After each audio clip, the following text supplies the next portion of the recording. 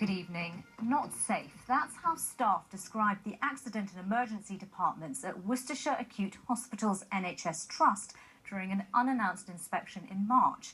The Care Quality Commission's report found that services at Worcestershire Royal and the Alexandra in Redditch were overwhelmed. It found that there were not enough nurses, only one consultant on site covering both hospitals after 5 p.m, and insufficient space to assess patients. Our health correspondent Michele Paduano reports. John Flaherty died weeks after the Care Quality Commission inspection in March. The 55-year-old had broken his hip and had an epileptic fit in hospital. His daughter now knows that for 4 hours he was in pain. The ambulance service brought in a doctor normally employed during disasters because the hospital couldn't cope. To see someone else have to go through that because of other people's mistakes or lack of training, whatever it is, it's horrible. We just want it to be improved. I mean, at some point we're all going to need that hospital, and if it stays as it is or gets worse, there's no hope for any of us. The findings of the Care Quality Commission make stark reading. There was no evidence shifts were planned to reflect how sick the patients were. Equipment on resuscitation trolleys was out of date. The staff reported a lack of support from senior managers in the department. No one from the Care Quality Commission was available for interview. The Chief Inspector, Sir Mike Richards, has placed a condition on the Trust registration, saying significant work is needed to improve services at the Trust so that it meets the standards that people have a right to expect. The infamous packed corridors are now empty, the signs identifying where patients were taken off the walls. The Trust has increased bed capacity and staffing. It's also created dedicated areas for prioritising patients and says it's beginning to work. I think it was a call to arms. I think all of our staff have responded absolutely superbly. We've managed to make changes that have now cleared the corridor, and things are looking a lot better, but we know we've got more to do. The family of John Flaherty know he received poor care, as did many others. We don't know if patients died unnecessarily. It's been extremely hard for all of us, and I think that we're trying to come to terms with what has happened, and we're not going to see him again. The Trust accepts its failures. The fact that we've had patients' cardiac arrest on the corridor is unacceptable. You know, we can't say that that's great care, and we're very sorry about that.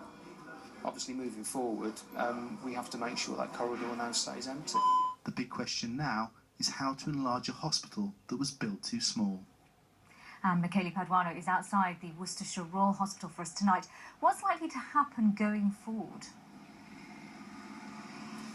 Well, there are plans, I understand, to try and expand the size of the accident and emergency department, and that seems vital. There are question marks, of course, over the enormous debts this trust has, and as to what happens to the Chief Executive, Penny Venables, and the Chief Operating Officer, Stuart Messer, who are currently off long-term sick. The trust still wants to reorganise the accident emergency services across the county, and let's be clear about this, Redditch didn't come out with a clean bill of health in this report. GPs across the county are saying, no, well, you can't really do all that until you sort out the problems here. I understand that the hospital has actually brought into place a new emergency department senior doctor who is going to actually look forward and try and bring plans for public consultation by autumn. Okay, thank you. It's not just Worcestershire hospitals who are struggling with demand. 5 years after the Queen Elizabeth Hospital in Birmingham opened its doors, it's running at maximum capacity. This year it will treat 1 million patients, and managers say it's feeling the strain. Catherine Stan-Chesham reports. It was never the plan, but 170 beds in the old QE hospital are once again occupied. The QE says it's been forced to use these beds as figures hit a record 1 million patients for the current 12-month period. This is the link bridge between the old QE and the new hospital. It was only ever supposed to be temporary. It's now a permanent thoroughfare as numbers of patients have gone up and up. And now there's nowhere else to go. To be honest, there's not any more of the old hospital that we can open up now. And I think the reality is that as a health and social system within Birmingham is that just simply opening more and more capacity in acute hospitals isn't the answer. The QE's 5 years old today. Its trauma unit has been one of its biggest success stories, something that Matty Katerzebek knows all too well after a motorbike crash 8 weeks ago left him severely injured. The team here done an excellent job. I had a fractured skull, I've got a few plates in my cheekbone, in my jaw, and obviously inside my upper jaw. The Centre for Defence Medicine is also here, which has treated injured soldiers from Afghanistan, as well as victims of conflict in Ukraine and the schoolgirl Malala Yousafzai. All those measures have taken forward into civilian practice, both here and nationally. And when you combine that with the pre-existing expertise and reputation of this hospital, the ethos of all of that means that we have a world-class trauma service here. But it's not all rosy. Recently, the finance officer for the trust that runs the hospital has said it needs to make £60 million worth of savings. And bosses say a new plan is needed. Catherine Stancheshan, BBC Midlands Today, Birmingham. We can go live now to the QE to talk to the Chief Executive of the Hospital's Trust, Dame Julie Moore. 1 million patients treated this year. We've just heard in that report that you're full to capacity. How can you cope with more patients? Well, we're trying to find different ways of looking after patients, but in any other walk of life, you'd say this is a great success, that more and more people want to be treated here. We're managing as a health service to treat more people, so more people stay older, live with many diseases, and actually, when I started off as a nurse, people would die in their 40s and 50s of heart attacks. Now people are living to their 80s and 90s, but of course they have ill health, and so we're able to treat them now. So in many ways it's a good news story, and we don't view it as a bad news story, actually.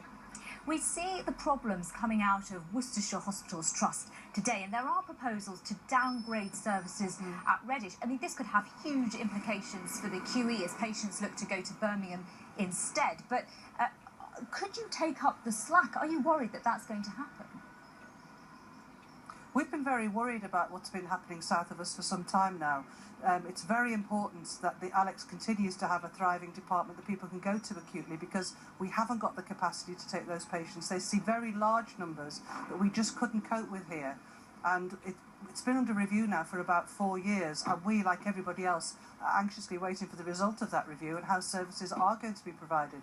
I mean, campaigners are suggesting that your trust takes over the running of Redditch. What do you think about that?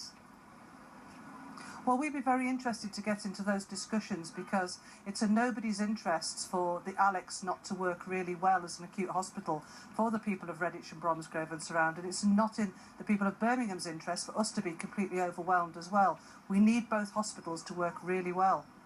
And finally, we would be very interested in talking to how we can support it.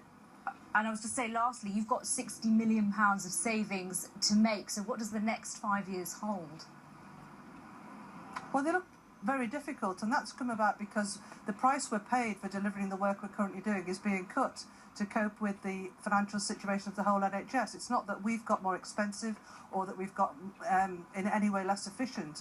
We continue to be one of the more efficient hospitals in the country, but there's not enough or as much money as there used to be to pay for the high-tech services that we provide here. And it's mostly in those highly specialised services that we're seeing the funding being reduced. OK, Dame Julie, thanks for joining us tonight.